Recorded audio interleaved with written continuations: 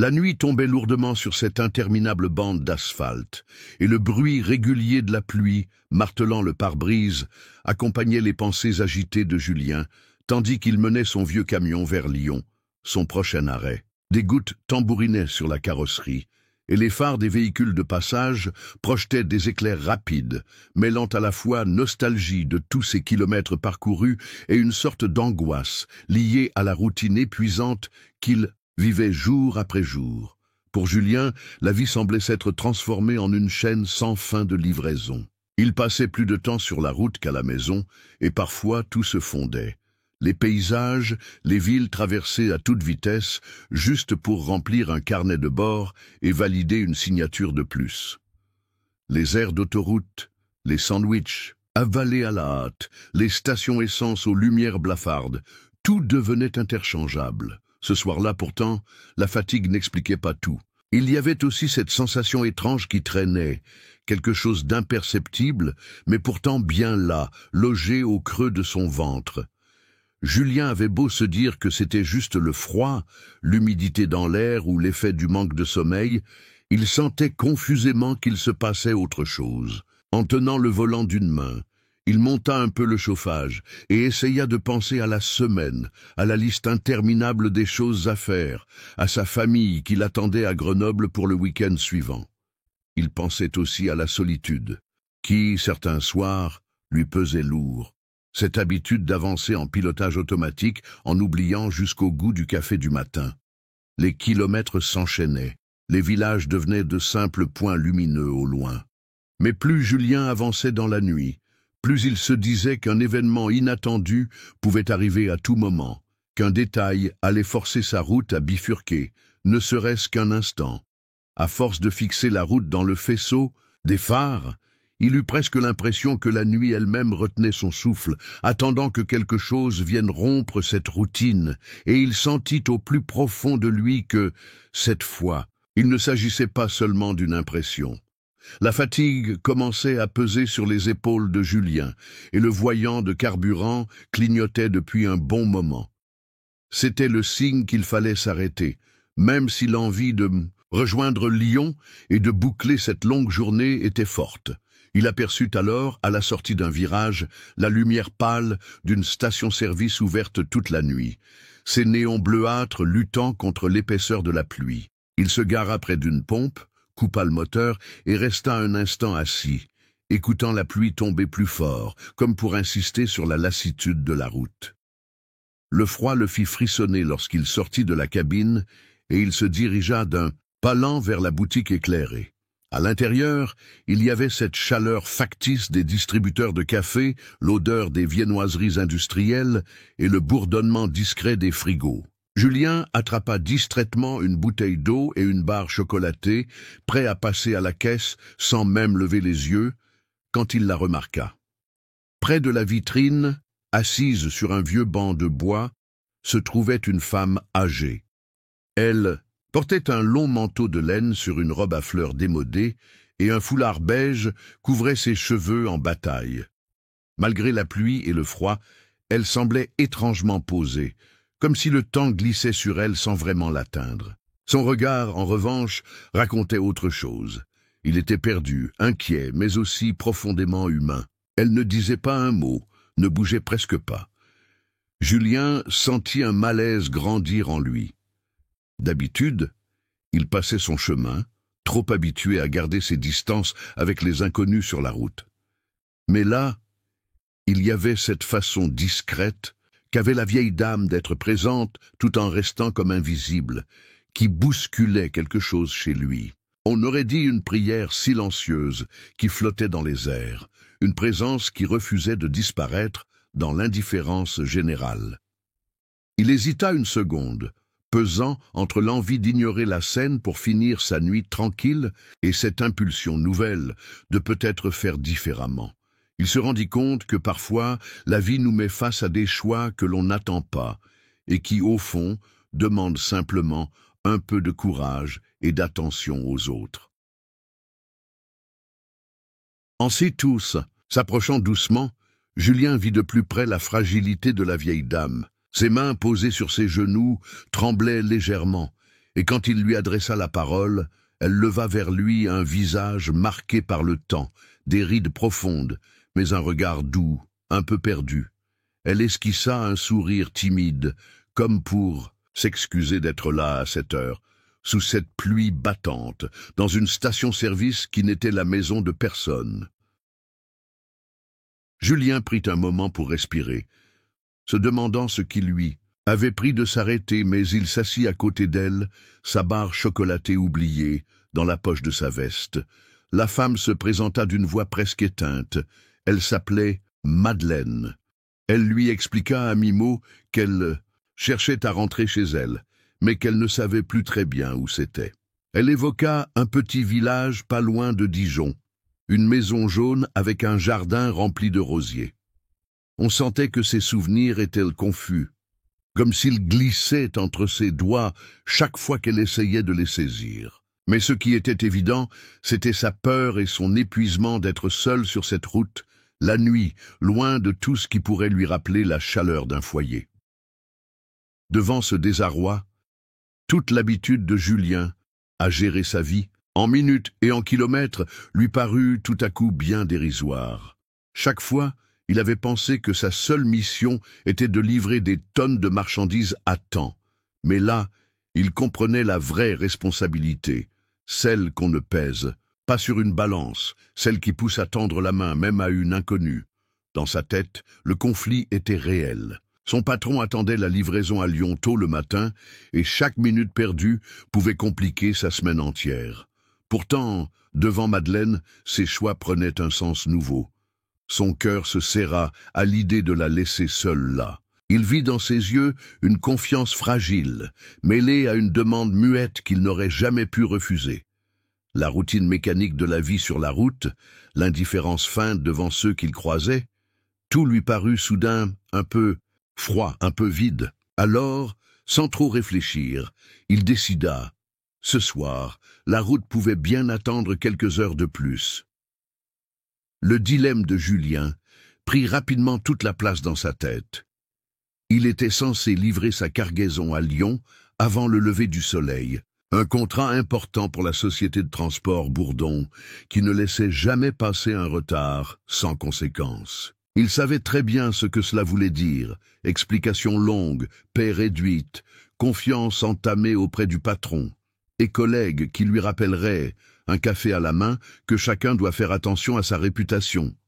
Mais au fond, ignorer Madeleine, la laisser derrière cette grande baie vitrée à la lumière froide, n'était plus une option réelle. Plus il la regardait, moins il pouvait s'imaginer tourner la clé de contact et partir sans agir. Un instant, il ferma les yeux et se rappela quelques histoires entendues le long des routes. Celles d'autostoppeurs laissés à leur sort, de promesses silencieuses d'aide jamais tenues. Si personne ne s'arrêtait, que deviendrait-elle cette nuit-là? Il en venait presque à voir sa propre mère à la place de Madeleine, vieille et perdue. Et cette image acheva de balayer les derniers doutes. Alors, faisant taire en lui tous les calculs et règles logiques, Julien se pencha vers la vieille dame et dit « Venez avec moi, on va chercher ce village ensemble. On a le temps. » Madeleine hésita une poignée de secondes, fixant ses yeux fatigués sur le visage de Julien pour y chercher une trace de malveillance. Mais il n'y avait chez lui qu'une sincère chaleur. Il lui tendit doucement la main pour l'aider à se lever. Elle s'accrocha à son bras tout en tremblant de froid, et ils traversèrent la pluie côte à côte, direction la cabine du vieux Scania blanc de Julien. Monter tout là-haut, avec les essuie-glaces qui n'en finissaient plus de courir, fut toute une aventure pour Madeleine. Mais Julien s'arrêta le temps qu'il fallait, prenant garde à chaque marche, patient comme on l'est rarement sur la route. Ce qui devait être une nuit comme tant d'autres, mécanique, devint le début d'un trajet bien différent. À cet instant précis, ni l'un ni l'autre ne pensait à l'heure d'arrivée ou au lendemain. Ce début de nouvelle aventure, inattendue et fragile, transforma la route en quelque chose d'imprévisible, à mi-chemin entre les souvenirs de Madeleine et les choix tout neufs de Julien. Pendant que la pluie se calmait, le bruit régulier des essuie-glaces devint presque hypnotique dans la cabine du camion. Julien, les mains sur le volant, jetait de temps à autre un regard vers Madeleine, qui observait la route défiler avec un mélange d'espoir et de fatigue dans les yeux. Il tenta de lui poser des questions simples pour en savoir plus sur où aller. Vous aviez de la famille à Dijon? Vous vous souvenez du nom du village? Un nom de rue, peut-être? Mais à chaque fois, Madeleine fronçait doucement les sourcils, plissant les lèvres comme si elle tentait de retenir l'eau qui file entre les doigts. Les souvenirs de Madeleine semblaient flotter, parfois proches, parfois inaccessibles. Par moments, elle murmurait des choses qui semblaient déconnectées, racontant un cerisier qui fleurissait chaque printemps dans un jardin, se rappelant soudain la statue d'un saint posé sur une petite fontaine, ou le son d'une cloche dans l'air frais du matin. Un instant, elle parla d'un portail en fer forgé, caché derrière une haie, et répéta plusieurs fois « le couvent, avec les sœurs, les chants le soir ». Julien comprit alors que ce couvent perdu dans la campagne bourguignonne pourrait bien être la clé. Peut-être avait-elle passé une partie de sa vie là-bas, où y vivait-elle encore récemment. Peu à peu, l'image se dessinait. Une vie paisible, rythmée par la prière, les jardins fleuris, les bruits doux du quotidien derrière de vieux murs de pierre. Il devinait la douleur de Madeleine à essayer de relier ces fragments. Et il sentit, malgré la fatigue, grandir en lui une volonté de l'aider à renouer ces fils du passé qui lui échappaient. Julien consulta rapidement son téléphone pour repérer des couvents dans la région de Dijon. Il repéra le nom d'un vieux monastère, pas très loin du village de Vaux-sous-Aubigny, et décida de miser sur cet indice. Il expliqua calmement à Madeleine qu'ils allaient essayer ce lieu, que peut-être le son de la cloche et les chants du soir la guideraient mieux que n'importe quelle adresse écrite. Rempli de cette énergie nouvelle, Julien remit le moteur. En marche, il sentit qu'il avait choisi, l'espace d'une nuit, de mettre ses priorités de côté pour venir en aide à une personne qui avait tout oublié, sauf la sensation d'un foyer. La route leur appartenait, et il espérait que, juste cette fois, elle les mènerait au bon endroit. La route déroulait ses longs virages, serpentant doucement entre des villages endormis. Les lumières des maisons étaient rares et le silence de la nuit n'était interrompu que par le ronronnement régulier du moteur et le faible frottement des pneus sur l'asphalte mouillé. À bord, l'atmosphère était apaisée, presque intime, comme si rien ni personne ne pouvait déranger ce tête-à-tête inattendu. Assise sur le siège passager, Madeleine retrouvait, à mesure que le sommeil quittait ses paupières, quelques éclats de son passé. Sa voix, tremblante mais sincère, se fit entendre dans la cabine. Elle raconta comment, jeune femme, elle avait choisi de consacrer sa vie au service des autres, en particulier aux enfants privés de famille. Elle évoqua les premiers hivers, passés au couvent, à confectionner de la soupe pour les plus petits. Elle racontait aussi les grands rires cachés derrière les portes épaisses, le bruit des pas de toute une bande d'orphelins courant dans les couloirs, les histoires lues à la lueur d'une veilleuse dont l'ampoule fatiguée clignotait en fin de soirée. Mais à travers tout cela, elle parlait aussi de l'oubli, de la manière dont, petit à petit, la mémoire lui échappait. Sa voix devenait plus faible à mesure qu'elle évoquait les années récentes, admettant en baissant la tête que parfois elle ne reconnaissait plus ceux avec qui elle vivait. Il y avait dans son récit une immense douceur mêlée à de la résignation, comme si elle avait accepté que tout ce qui lui reste, ce sont ces bribes, ces sensations floues de chaleur, d'amitié, de service rendu. Julien écoutait sans l'interrompre, touché par cette sincérité et cette tristesse paisible. Il sentait monter en lui, en même temps que l'admiration, un pincement au cœur. Il n'avait jamais vraiment pris le temps, dans sa vie pleine de contraintes et de délais, de s'arrêter pour s'occuper d'un inconnu comme il le faisait. Ce soir-là, cette traversée, en apparence anodine, résonnait pour lui comme un rappel à l'essentiel. La capacité d'être humain, de ressentir de la compassion, de sortir, même pour une nuit, des ornières de la routine pour venir en aide à quelqu'un qui en avait grand besoin. La nuit leur appartenait désormais, pleine de souvenirs à retrouver et de gestes simples, comme une parenthèse hors du temps. Alors que le camion avalait encore des kilomètres dans la nuit, Julien aperçut au loin un petit relais routier, isolé au bord de la départementale. La fatigue commençait à peser sur ses paupières. Il proposa une pause pour que Madeleine puisse aussi s'étirer un peu les jambes.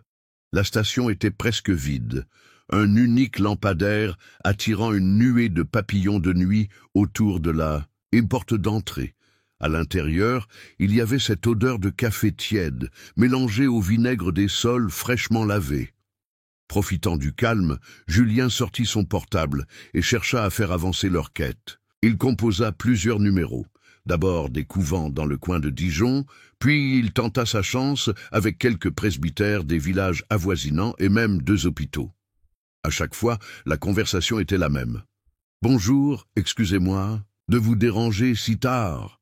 Vous auriez entendu parler d'une certaine Madeleine, une femme âgée, petite, cheveux blancs, disparue récemment. » Mais la plupart du temps, la personne au bout du fil semblait peu concernée. Parfois, c'était l'accueil un peu sec du veilleur de nuit.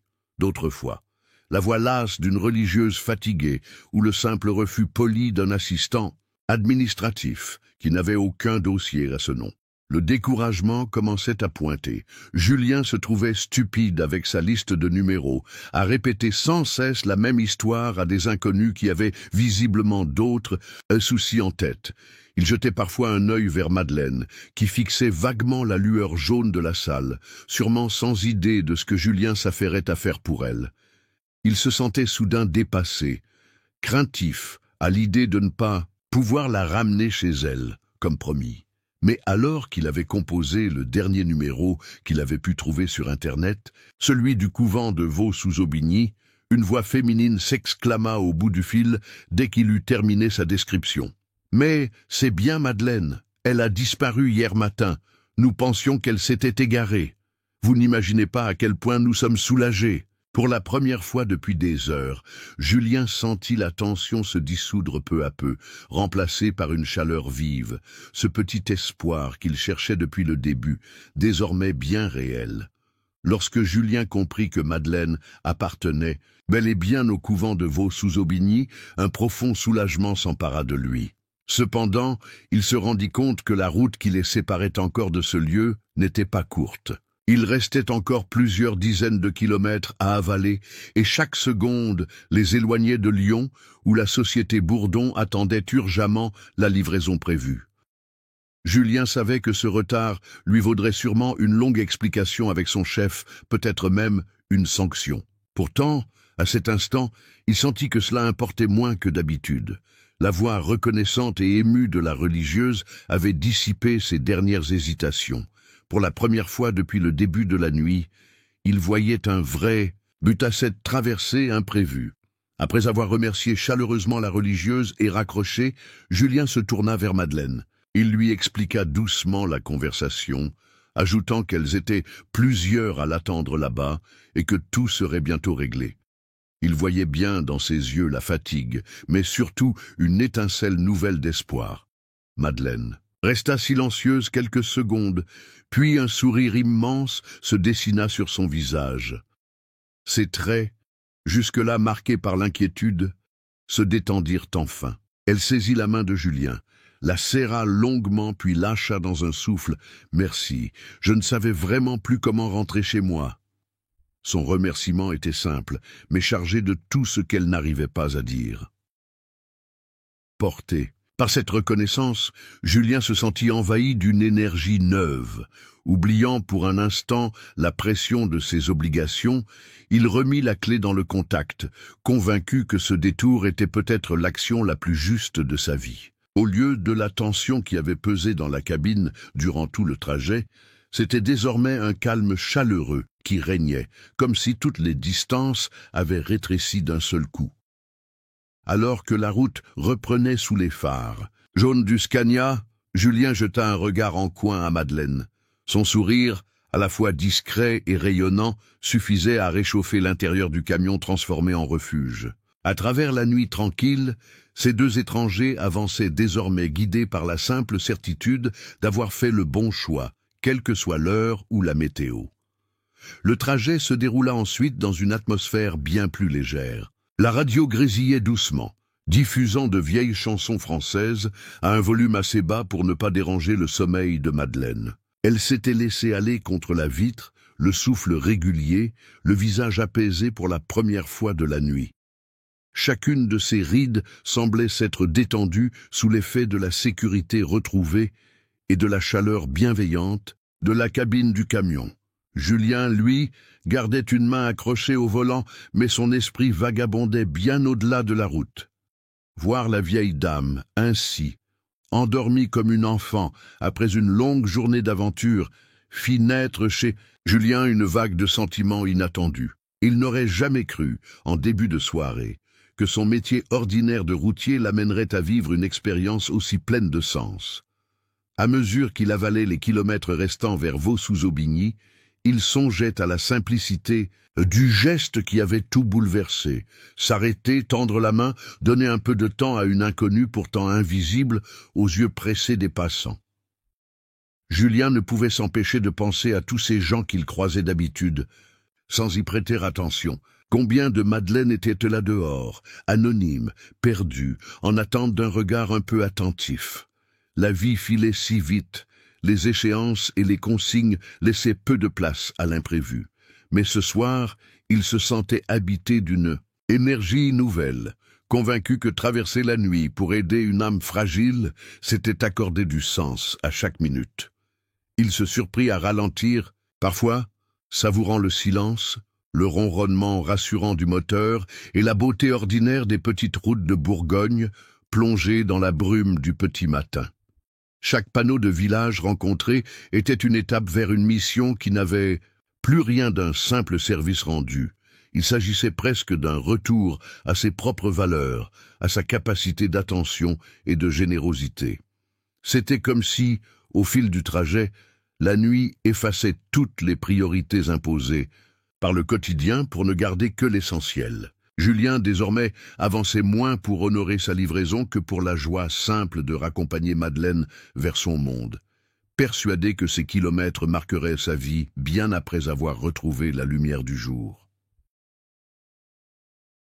Quelques instants, avant que les premières lueurs de l'aube ne percent à travers les nuages, Julien sentit le poids de la nuit lui tomber sur les épaules. La fatigue était vive, ses paupières picotaient, et pourtant il tenait bon, motivé par le but tout proche. Alors que la lumière pâle du matin commençait à dessiner les contours des champs, il aperçut enfin les vieux murs de pierre du couvent de Vaux-sous-Aubigny, nichés derrière de grands chênes et marronniers. Un léger brouillard remontait des prairies alentours, donnant à l'ensemble un aspect presque irréel. La silhouette familière de la cloche, tant de fois évoquée par Madeleine durant la nuit, se détachait tout en haut du clocher. Julien se sentit soudain habité d'une étrange sérénité. Il avança lentement jusqu'au grand portail en fer forgé, reprenant ses esprits. Avant même qu'il n'ait eu le temps de couper le moteur, il remarqua du mouvement à l'intérieur. 3 femmes, vêtues de longs manteaux sombres, se mirent à courir à travers la cour, visiblement bouleversées par l'arrivée inattendue. Derrière elles, un homme d'un certain âge aux cheveux gris les rejoignit en trottinant, jetant des regards inquiets vers le camion. Julien coupa le contact, puis se tourna délicatement vers Madeleine, qui se réveillait, un peu perdue, mais apaisée. « On est arrivé, Madeleine. Il y a du monde qui t'attend, là. » À l'évocation de son prénom, elle posa une main sur la vitre, les yeux embués à la vue de la cour familière, puis esquissa un sourire discret, ému. En descendant de camion, Julien aida Madeleine à marcher vers le portail. Les sœurs l'entourèrent aussitôt, mêlant rire nerveux, larmes discrètes et mots rassurants. Toutes voulaient la toucher, s'assurer qu'elle était bien là devant elles, après ces jours d'angoisse. Un simple échange de regards entre Julien et la communauté suffisait pour que tout le monde prenne la mesure de ce qui venait d'être accompli. Personne n'avait besoin de parler. Ce moment appartenait à la joie partagée, à la gratitude silencieuse et sincère. Julien, rempli d'une immense émotion, comprit à quel point parfois le hasard pouvait changer des vies entières. Madeleine tremblait un peu lorsqu'elle retrouva le contact des pavés familiers du couvent sous ses pieds, mais on sentait dans sa démarche une énergie retrouvée. Les sœurs, débordantes d'émotion, l'entouraient sans retenue, alternant étreinte, larmes de soulagement et rires nerveux.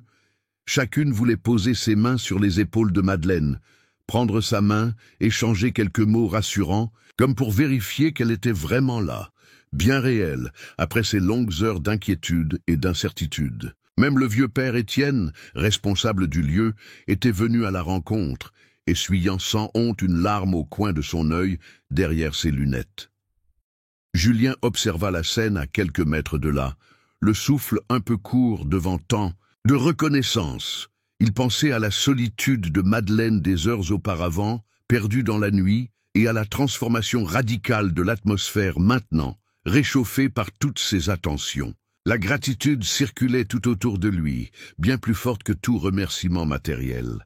L'une des sœurs s'approcha rapidement, les mains jointes devant la poitrine, pour proposer à Julien une petite enveloppe, insistant pour qu'il accepte une compensation en échange de sa générosité. Mais il secoua la tête en souriant, expliquant doucement qu'il n'était pas ici pour l'argent et qu'il ne pouvait pas accepter cela. Son regard sincère fit taire toute insistance. Au lieu de cela, il demanda simplement « Priez pour moi lors de votre prochaine messe, s'il vous plaît. Je crois que cette nuit m'a déjà donné bien plus que ce que je pouvais espérer. » Les sœurs acquiescèrent avec bonté, certaines posant la main sur son bras ou murmurant « Merci ». Comme un écho, la porte de fer se referma lentement derrière Madeleine, désormais entourée et en sécurité, prête à reprendre le fil de sa vie là où elle l'avait laissé. Julien resta un instant à contempler les lieux, marqués par l'intense émotion de la scène. Il songea que parfois ce sont les gestes les plus simples qui provoquent les plus grands bouleversements. Rassuré de savoir Madeleine vraiment chez elle, il remonta à bord de son camion, le cœur léger et l'esprit enrichi de cette parenthèse humaine sur la route de sa vie quotidienne. Julien reprit la route vers Lyon, alors que le soleil grimpait lentement au-dessus des champs, caressant l'horizon d'une lumière douce. Il savait bien que l'ambiance serait différente à son retour. Fini la bienveillance et la reconnaissance. Il retrouverait la réalité des horaires à respecter et des supérieurs peu indulgents lorsqu'il s'agit de retard. Pourtant, alors que le camion filait sur l'autoroute, Julien se sentit traversé par un sentiment de paix étonnant. Il n'avait ni remords, ni peur véritable. Ce qui s'était passé cette nuit-là avait résonné fort en lui, et plus rien n'aurait pu influencer son choix. Plus il approchait des faubourgs industriels de Lyon, plus il visualisait la scène, qu'il attendait au dépôt. L'air serait froid, les employés déjà affairés à décharger d'autres poids lourds. Et bien sûr, il y aurait M. Bertrand, le responsable de la société Bourdon, planté près de l'entrepôt, les bras croisés, la mine sévère, prêt à l'interroger sur les raisons de son retard. Julien connaissait déjà la litanie. Remarques acerbes, menaces à demi-mot et regrets affichés de confier une tournée à quelqu'un qui se laisse distraire par la route. À son arrivée, il descendit du camion d'un pas assuré. M. Bertrand ne laissa pas le temps aux formalités. Il s'avança d'un air raide et commença à questionner, exigeant des explications. La voix tranchait dans l'air du matin, attirant les regards des collègues. Julien raconta alors posément, sans s'énerver, ce qui était arrivé. La rencontre avec Madeleine, ses tentatives pour retrouver ses proches, cette nuit de dérive, et enfin la promesse tenue envers une vieille dame perdue. Bertrand, inflexible, secoua la tête, dénonçant le manque de rigueur et insistant sur le fait qu'aucun incident ne devait retarder une livraison. Pourtant, Julien demeurait calme. Il avait la conviction profonde qu'il n'aurait pas pu agir autrement. Il soutenait le regard du chef sans détour, persuadé que parfois, le devoir moral l'emporte sur le devoir professionnel. Les remarques glissèrent sur lui comme la pluie sur la carrosserie du Scania. Julien sentait qu'une page venait de se tourner. Cette aventure l'avait transformé, et désormais il porterait en lui la certitude d'avoir, ce jour-là, suivi une voie juste, quoi qu'il arrive. En moins d'une heure, Julien se retrouva de nouveau assis dans son camion, téléphone en main, prêt à affronter l'étape la moins agréable, expliquer toute l'histoire à son superviseur, M. Lefebvre, le grand patron de la logistique à Lyon. L'appel ne tarda pas à venir. Julien savait, dès les premières secondes, que ce ne serait pas une conversation facile. Il entendait dans la voix du superviseur cette tension glaciale, ce ton que l'on réserve à ceux qui ont vraiment dépassé les bornes. Au lieu de chercher une excuse bancale ou d'inventer un problème mécanique, Julien choisit de tout raconter franchement, mot à mot. Il expliqua qu'il avait trouvé cette vieille dame tremblante, perdue sur une bretelle en pleine nuit, et qu'il n'avait pas eu d'autre option que de changer sa route pour la ramener à son couvent. Il insista sur l'urgence de la situation et sur le fait que, humainement, laisser Madeleine au bord de la route n'aurait pas été acceptable. Un silence lourd tomba à l'autre bout du fil. Julien entendait le souffle nerveux de M. Lefebvre sans arriver à deviner s'il réfléchissait à une sanction ou simplement à ce que cela voulait dire. Ce silence valait bien plus qu'un long discours ou une colère bruyante. Il portait, pendant de longues secondes, le poids des règles et de la réalité du quotidien professionnel. Finalement, M. Lefebvre finit par lui annoncer les conséquences attendues. Il y aurait une retenue sur salaire, une lettre d'avertissement serait mise dans son dossier personnel. Les règles étaient les règles, après tout. Julien écouta cela avec calme, remerciant poliment sans rien contester. Il se sentit, à la surprise générale, parfaitement serein, une fois la communication terminée. Il posa son téléphone, soulagé de n'avoir pas cherché à embellir la vérité ni à masquer son choix. En redémarrant, Julien examina le paysage qui défilait. Les dernières brumes du matin cédaient la place à une lumière claire. La route qui s'ouvrait devant lui paraissait moins rude, moins solitaire. Il avait, malgré la contrariété matérielle, la certitude d'avoir choisi l'essentiel. Ce jour-là, il venait de prouver que sur le bitume comme dans la vie, on peut préférer la bienveillance au confort personnel sans rien perdre de sa dignité. Le lendemain matin, Julien était assis sur le tabouret grinçant d'un petit café, routier en périphérie de Chalon-sur-Saône, un croissant dans une main, sa tasse de café fumant dans l'autre. Il essayait de savourer ce moment simple, malgré la fatigue des heures passées derrière le volant. Autour de lui, des camionneurs échangeaient des banalités, et la radio diffusait en sourdine les infos du jour. Soudain, son téléphone vibra dans la poche de sa veste, l'affichant un numéro inconnu. Il hésita une seconde, puis décrocha. Au bout du fil, la voix d'une religieuse se fit entendre, chaleureuse et posée. C'était sœur Anne, la supérieure du couvent de Vaux-sous-Aubigny. Elle tenait à remercier Julien en personne et à lui demander s'il pouvait passer à la maison religieuse s'il en avait l'occasion. Julien fut d'abord surpris, n'étant pas habitué à recevoir des appels de gratitude sincères dans son quotidien souvent rugueux. Sœur Anne lui raconta alors que Madeleine, celle qui l'avait raccompagnée la veille, s'était réveillée ce matin-là tout à fait différente. Elle paraissait plus éveillée que d'habitude, capable d'évoquer des souvenirs précis, racontant même des anecdotes de jeunesse oubliées depuis des années. La supérieure expliqua que pour toute la communauté, ce retour inattendu à la lucidité avait été ressenti comme un petit miracle. Elle insista sur l'importance de ce qu'il avait accompli, précisant que ce geste avait non seulement sauvé Madeleine, mais aussi rassemblé toutes les sœurs dans une joie profonde et réelle. Puis, la conversation prit un ton encore plus intime lorsque sœur Anne passa le téléphone à Madeleine en personne. La voix frêle et douce de Madeleine traversa alors le combiné. Elle parla lentement mais clairement, remerciant Julien de tout cœur.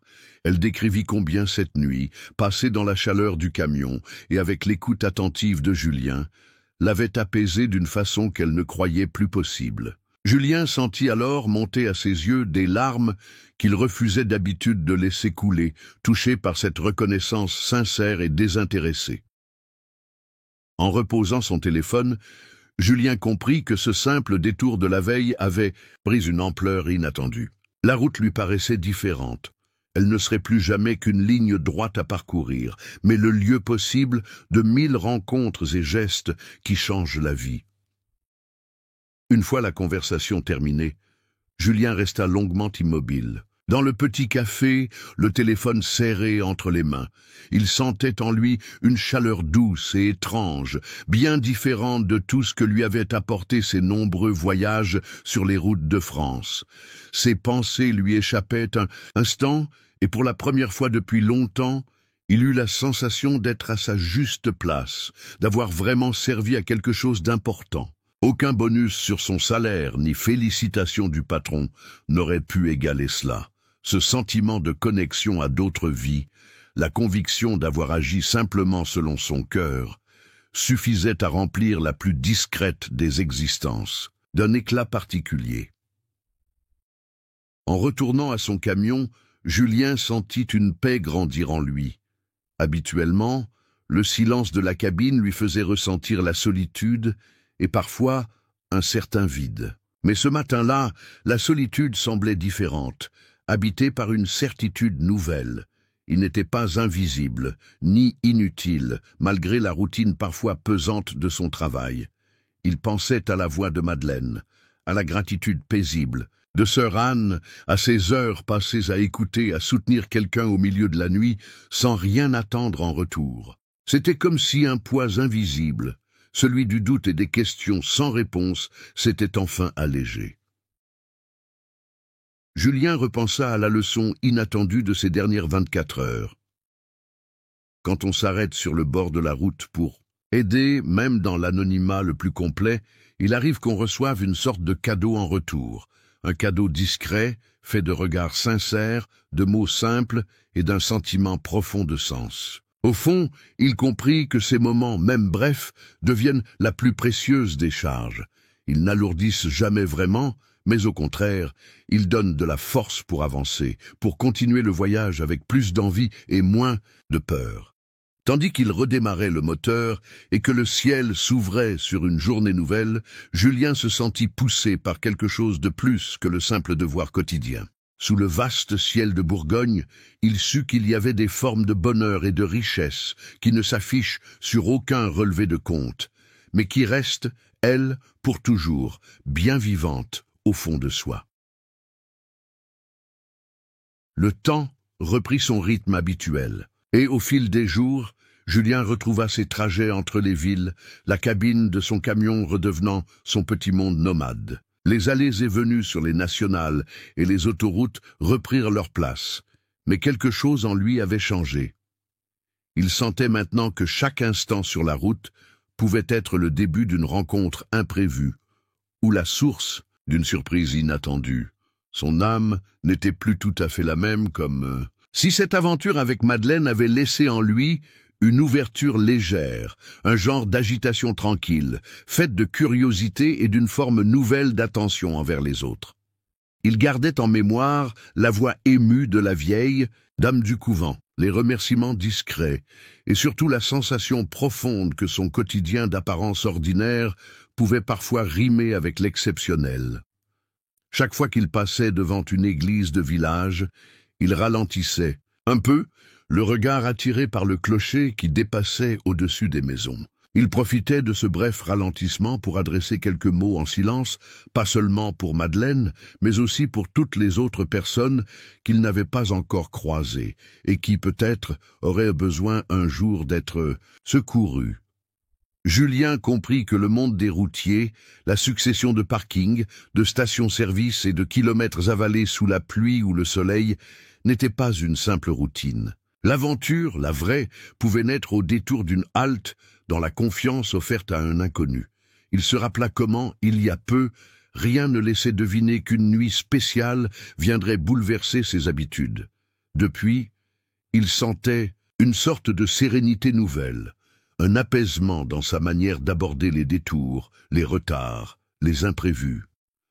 À chaque voyage, quand surgissait une croix en pierre ou un petit oratoire perdu en rase campagne, il pensait à toutes celles et ceux qui cheminaient sans repère, vulnérables et invisibles, et il leur envoyait en pensée un peu de courage. Parfois, il se surprenait à espérer croiser d'autres histoires, même brèves, qui viendraient, le temps d'un instant, rappeler ce que la vie a de plus précieux, cette capacité à tendre la main malgré le poids de nos habitudes.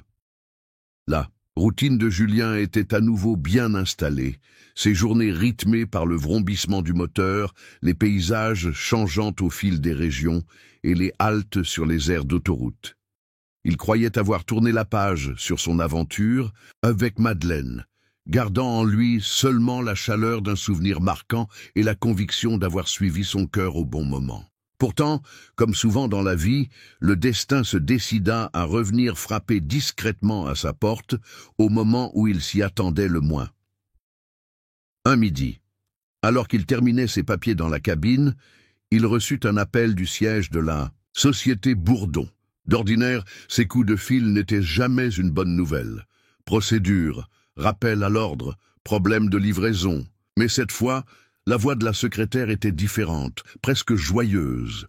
Elle expliqua à Julien qu'une lettre avait été envoyée à la compagnie par la supérieure du couvent de Vaux-sous-Aubigny, racontant en détail ce que son geste avait signifié pour toute la communauté et surtout combien il avait apporté d'espoir. Il découvrit alors que des mots de Madeleine étaient même inclus dans cette lettre, remerciant avec beaucoup de simplicité l'ange de la nuit, qui l'avait ramené à la maison.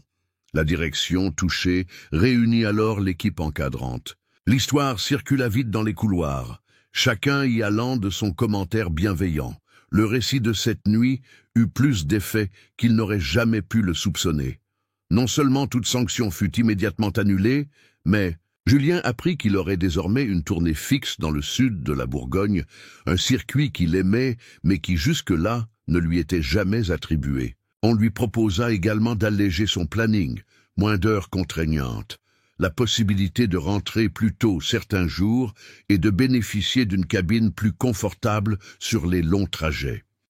Pour la première fois depuis longtemps, Julien sentit qu'on lui tendait la main pour de vrai, sans rien attendre. Il réalisa aussi que la bonté finit parfois par faire le tour, même si l'on agit sans arrière-pensée. Son destin, tranquillement, semblait enfin lui sourire, comme une forme de juste retour pour ce simple geste offert au bord d'une route anonyme. Julien resta longtemps assis derrière son volant, le regard perdu dans les collines paisibles qui bordaient la nationale entre Tournu et Mâcon. Le téléphone à la main, il repensait à tout ce qui venait de se passer. La nouvelle de sa promotion, tombée un peu du ciel, n'était pas seulement une récompense professionnelle, c'était une reconnaissance en profondeur de son geste, de sa façon d'avoir vu la personne derrière l'inconnu, d'avoir mis l'humain avant la consigne. Il avait du mal à réaliser que tout cela, cette amélioration concrète de ses conditions, provenait d'un soir banal, où il avait fait simplement ce qui lui semblait juste. Petit à petit, la joie prenait de la place, à côté d'un drôle de bouleversement intérieur. Il sentait les larmes lui monter, puis il laissait un sourire gagner son visage fatigué. Ce mélange d'émotions, rare pour lui, montrait combien cette histoire l'avait touché bien plus qu'il ne l'aurait cru. Il comprit, sans même pouvoir mettre de mots dessus, qu'il venait de recevoir bien plus qu'une tournée stable ou un camion mieux aménagé. C'était une nouvelle façon de regarder la route et sa propre vie. Jusque-là, Julien avait souvent vécu la route comme une fatigue longue, ponctuée de haltes obligatoires et d'attentes. Mais aujourd'hui, le bitume semblait différent. C'était comme si la route elle-même devenait la promesse de nouveaux départs. Son métier n'était plus simplement de transporter des marchandises d'une ville à l'autre, mais aussi de porter, à sa façon, des histoires, des rencontres, des moments d'attention offertes. Ce qui l'étonnait surtout, c'était de voir comment un geste, à première vue insignifiant ou invisible, pouvait voyager bien plus loin qu'on ne l'imagine. Sa décision de ne pas détourner les yeux ce soir-là avait relié des personnes qui ne se connaissaient pas, mobilisé des sœurs dans leur couvent, touché la direction d'une grande entreprise et semé quelque chose d'inattendu et de beau. Il se disait qu'on ne sait jamais jusqu'où peut aller un simple acte de bonté, ni à quel retour la vie peut alors donner forme.